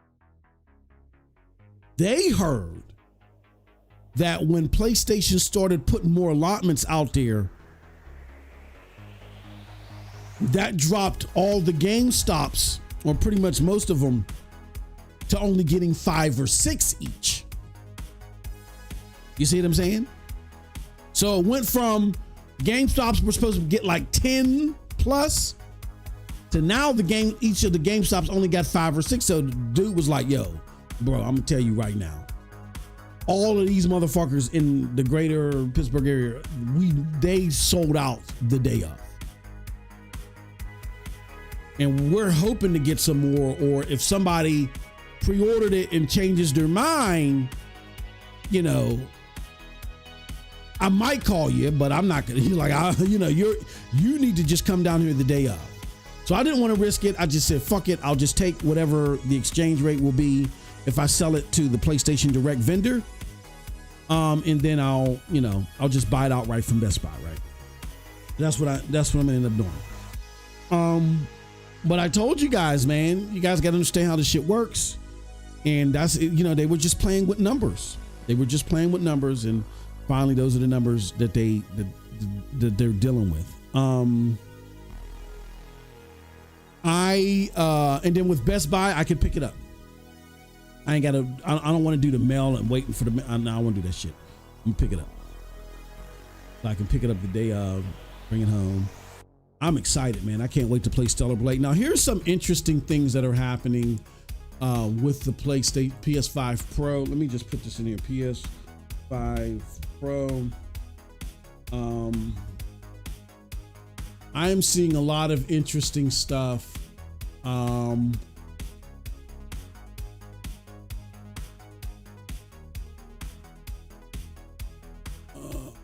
Let's just take a look here. So this is Mike Fitzgerald. He says the PlayStation 5. Oh, he's a developer at Insomniac. He says the PlayStation 5 Pro has been a fantastic piece of tech to work with, and we're very happy with the results, and we're getting across PSSR and ray tracing. I'm excited. There goes leaked specs, which let me see here. I wanted to see. Now, people were trying to talk about it was only 16 to point something teraflop. Let me explain something to you guys. And this is why when people are like, oh, well, what happened with Stadia? Aren't you embarrassed? Embarrassed for what? That I was following tech? What am I embarrassed for? I didn't manage the product. That was a Google or ABC company, Alphabet, that fucked up the management of that. It wasn't even the Stadia team. A lot of them were gassed and caught off guard with the final decision. That being said, yeah, I'm always going to follow tech and follow things that could, potentially push gaming forward. And one of the things that I am appreciative of, because listening to the lamestream media, I would have never understood this. But number one, in following Stadia, I understand how much the mainstream media can lie. And I think that helps my content creation here because I know what to pinpoint. I've seen it firsthand. 99% of the people that talked about Stadia never touched it and just ran with it because it was the thing that was easy to pick with, right? If you wanted to galvanize some gamers and get them all on your side regardless, if they hated you, you just talk about Stadia. But the number two thing was understanding AI, machine learning, along with cloud technology. And it took me like a whole 7 to 8 months to understand this stuff. It's completely opposite of what you understand about native gaming. Shout out to people like Random Noob and other content observers and stuff like that helped me understand how this technology works. And when I heard that PlayStation was going to go with the PSSR technology, I said, this is going to be the shit, because I witnessed it firsthand. I witnessed AI and machine learning technology firsthand, enhanced games. You buy a game off of Stadia. Maybe it looks okay day one, but by day 7, day 8, day 9, day 10, you're like, holy fuck, was there a patch that went out for this game? And no, it was just the AI and machine learning, enhancing, sharpening, just doing different stuff with it. You know what I'm saying? Like Stadia alone, when it was Project Stream, remember when they let you play Assassin's Creed Odyssey for like those 3 months for free through Stadia? They use all of that to take Stadia from 1080p to 4K. Right? That was just off of 50,000 hours of machine learning. The reach that Stadia got, even in Project Stream, isn't even going to touch what PlayStation is going to be able to do with the PSSR and how many hands are going to be on that. It's going to be fucking insane. That's why I'm saying DLSS 3, watch out. It's going to take some years, but PSSR will catch up to DLSS 3 if it remains a success. If that path forward, if they stick with it, oh yeah. Because I saw what training AI and machine, and people used to laugh at me, training the AI. We used to have pork rind posts up here. Training AI, machine learning. And shout out to my homie King Thrash too. He be spot on for a bunch of shit, but he was wrong here. Now he's celebrating the AI machine learning for PlayStation PSSR. When I tried to tell him the AI and machine learning comes into effect when you're playing the game, and all that data and all that computation is happening, it makes your image, your performance better. Y'all was laughing at it back then. Y'all praising it now. I got a head start on y'all because I know how this shit works. I'm telling you, that's why I was potentially excited for the PSSR at first. I just was gawking at the price.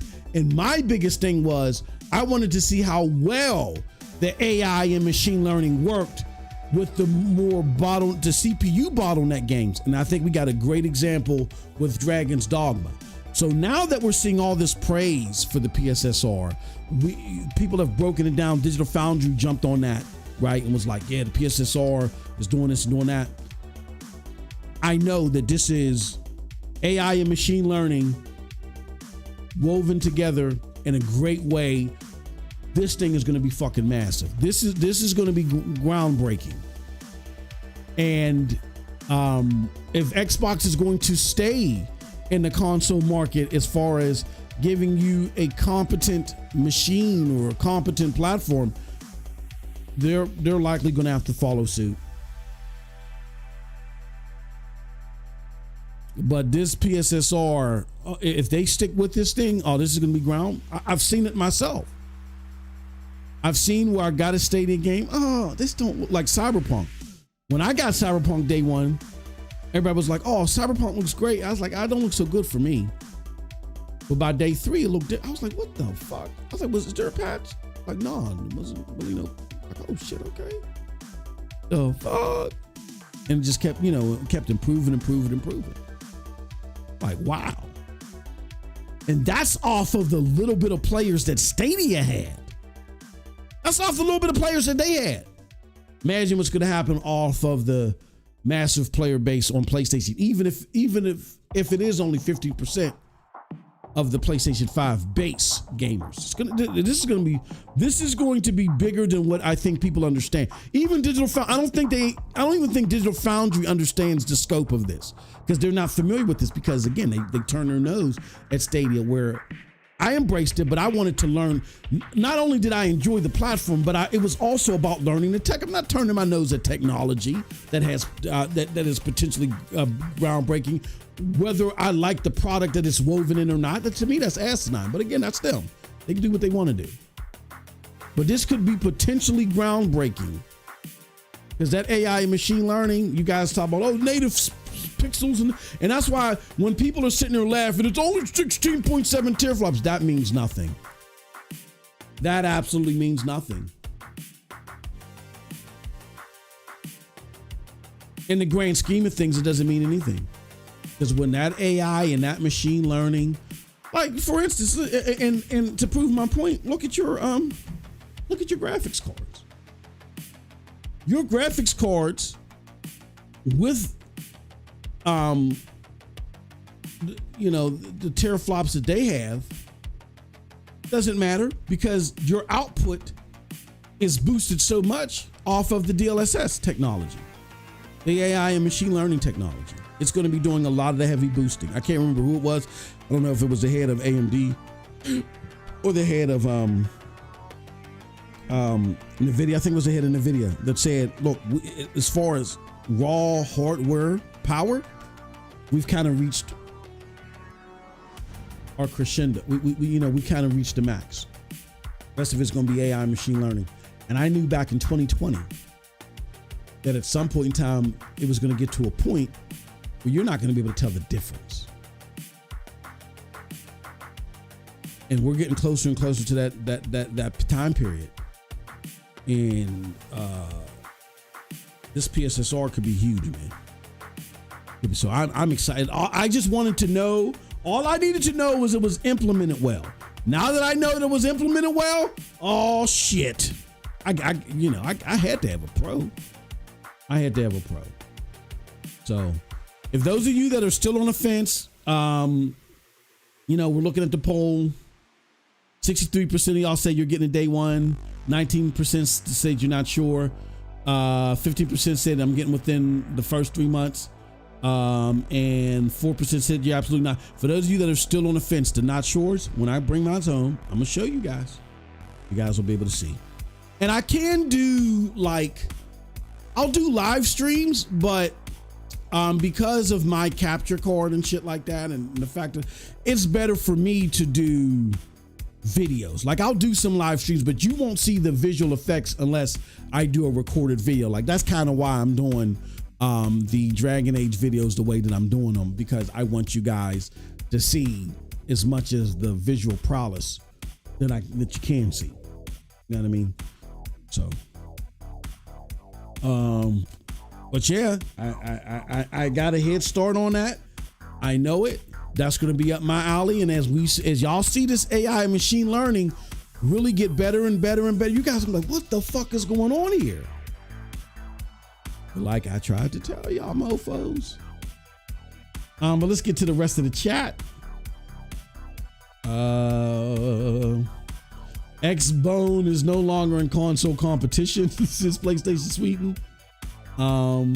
Now I was saying that the mainstream media was hyping up Stadia simply because they were given access for free stuff for free, like the controller. No, it was actually the opposite. They weren't hyping up Stadia. But before launch, what they did is they thought that this was going to be a knockoff of Game Pass. So that's why there was some hope for it. But when they realized it wasn't going to be a knockoff of Game Pass, they completely soured on it, and they actually started lying on it. I remember because I ordered it just because I was doing testing. See, I put my money where my mouth is. I can't follow no one else's. I can't have another man biting to my sandwich to tell me how it tastes. I've never been like that. I don't armchair quarterback. I don't even just listen to other content creators and go off what they say. I got to research it myself, because I find out more often than not that people's takes on stuff is uneducated. And I have a very low tolerance to idiocy and things being wrong. I have a very low tolerance to it. It's not, I'm not perfect. So because I'm not perfect, I'm not trying to become more unperfecter. If I'm going to educate myself on something, I want it to be accurate. So before I even knew what a Stadia was, I had been testing cloud gaming with Shadow, NVIDIA GeForce Now, xCloud when it came out. I was actually even doing remote play stuff too, which, where you play remotely. And then Stadia comes along. When it first came out as Project Stream, I actually didn't like it. So I ordered it anyway because I wanted to see Stadia retail. And I remember the first, when all that AMA stuff came out and all the negative press came out, I was like, I tried to cancel my order and they had just shipped it out earlier that day. And had I canceled my order, things would be different. I wouldn't have the knowledge that I have, which I'm grateful for. I wouldn't change anything. You know what I'm saying? Well, the only thing I would change is my belief system in Alphabet company, the parent company of Google, because they're a mess. But anyway, but with that said, any of the other stuff I wouldn't have changed. That being said, you fast forward to when the product launched, you hear all this negative press. It can't do this, it performs horrible, this, that, and the other. And I hook it up and play it, and my experience is completely different from what everybody else is. So I said, maybe I'm one of the lucky ones. So I start going online and I start looking up other content creators, and they're all having the same experience that I am. I'm like, well, but why are all these other people saying this shit? I'm like, why are these people lying? And then what really sent me in, because I was just doing content, I was just adding Stadia content to my channel. What made me go and make a Stadia channel, because you guys were too indoctrinated to the mainstream media. Now you understand the end result of that because of how they lied in the favor of Xbox and tried to clown PlayStation. But that again, I don't let nobody else bite my sandwich and tell me how it is. I got to do my own research. So what made me make the channel was the aforementioned Jazz Gordon. Jazz had came out with an article that said Destiny on xCloud renders Stadia useless. And I'm like, hold on. I've played Destiny on xCloud. I'm playing it on Stadia. It's like two totally different games. And I just did, side by side, or no, not side by side, but I just played them in the same video and showed the stark contrast. It was so bad, I had people call me, Xbox Fit, man, why you do that to Jazz? You know what I'm saying? Why you do that to Jazz? And I said, okay, I see what's going on here. We got a whole mainstream set of gamers that are too indoctrinated to the mainstream gaming media. I gotta just talk to other people that are not indoctrinated to them, and that's when we started the Stadia Dosage channel. They ended up becoming Cloud Dosage, which is still around, and an excellent website behind it. We got a whole team that writes for that. So if you're interested to check it out, Cloud Gaming, definitely go check out that website. But see, now y'all know the ramifications of that now, because you've seen how much they've lied about Xbox and PlayStation when we were trying to show y'all that years ago. I guess you live and you learn, right? Yeah, he said that's how I played Cyberpunk 2077 on Stadia. Yep. Yeah. Problem with Stadia was once they didn't reach their goals that first year, and then Jason Schreier, that's what I called him out on, when Jason Schreier exposed how much Stadia was paying different publishers. That word spread like wildfire, and people like 2K was like, oh no, fuck that. If you're giving Ubisoft $20 million for a port, then you need to give us $50 million. You know what I'm saying? Thank you for the subscription.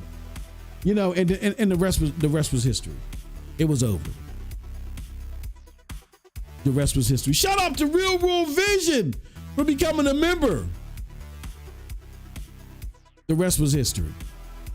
Like they tried, Dov Zimmerich, the co-creator, he tried to, because Phil Harrison went back to UK. He tried to reinvigorate it, and they were working on something where you could play your PC games on it. It's just that when Microsoft bought Call of Duty, that was the nail in the coffin. They were like, okay, we're out of here. We're done. Wrap it up. Wrap it up. And there's a lot of reasons behind it. I already talked about that, but yeah. But I knew AI machine, and that's why I was so gung-ho about it. I was like, all I need to know is that this AI and machine learning is going to work. And if it works, I'm excited. All I need to know is that their version of AI and machine learning was implemented well. And if it's implemented well, I'm excited, because now that we know this, I'm telling you guys,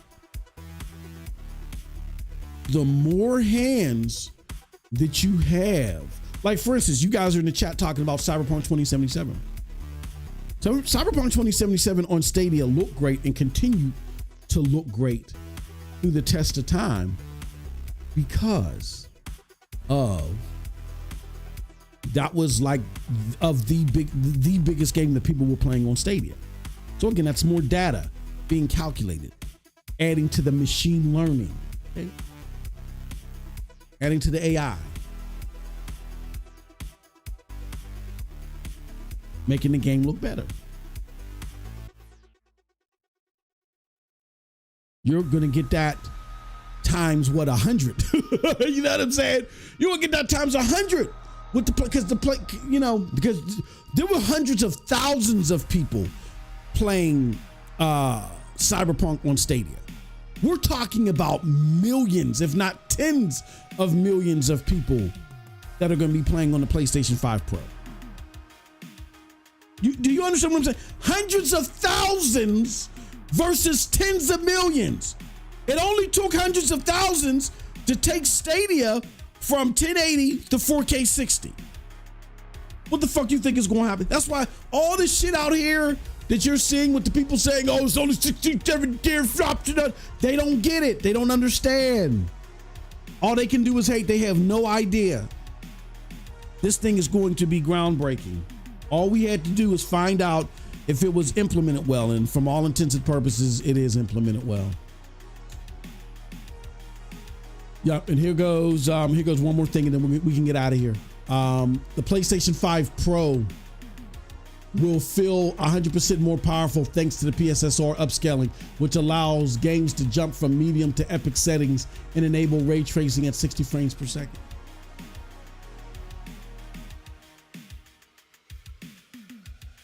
The PSSR, what is that? The AI and machine learning. Remember, do the research. Hundreds of thousands made Stadia go from 1080 to 4K 60. Hundreds of thousands. We're talking about millions, if not tens of millions on PSSR. And the other side don't even know this because they're so fucking ignorant, because Phil told them what? Oh, Stadia is going to be the end of Google's the end of gaming. Don't pay attention to that. Don't pay attention to that. I remember being in a Discord. I'm going to get out of here. I remember being in a Discord, getting some of these Xbots to play Stadia because they talked about it but didn't play it. And they were like, oh shit, I'm going to delete my game. I'm going to delete my game on PC and play the Stadia version because it's going to save me space. Oh shit. They'll never say this publicly. Even one in particular, I heard that Stadia technology shit. Because I was in the Discord giving out free links. Like I said, but a lot of y'all were too indoctrinated to what was going on and being lied to. Y'all never thought that IGN and all these other companies would lie to y'all the way that they did. They did. They have an incentive to do that. They have no qualms about lying to you. Now you know it. But like I said, now you'll see it in the PSSR. You'll see what the excitement was all about and what the potentiality of it all is. Okay. All right. With that said, I'm gonna get the hell out of here. Cold Blood. I don't know if you're still around. Did you have any final words? Nah, you said it all already. All right, I'm gonna end this poll real quick. Final poll. Are you planning to get a PlayStation 5 Pro? See, hey Cold Blood, I'm gonna read you these results because it's funny, because I remember the last time we put this out here, most people were like, oh hell no, I ain't getting this shit. But are you planning to get a PlayStation 5 Pro? Number one, 56% said I'm getting it day one. Number two is I'm getting 3+ months from now. That's 18%. Number three is I'm not sure at 13%, and absolutely not is at 10%. And we had 37 votes. That was bigger than the other poll that we had. Oh, what a difference a day makes. All right, y'all. I'm gonna get out of here. Enjoy. Y'all have a wonderful gaming day. Thank y'all again for y'all support. Oh yeah, and just so you're aware here, let me do this real quick. Check out, if y'all are interested in seeing Dragon Age Veilguard and my thoughts on it, check out our gameplay that we have here on this channel. But what I'm going to do is, I got another video I need to upload.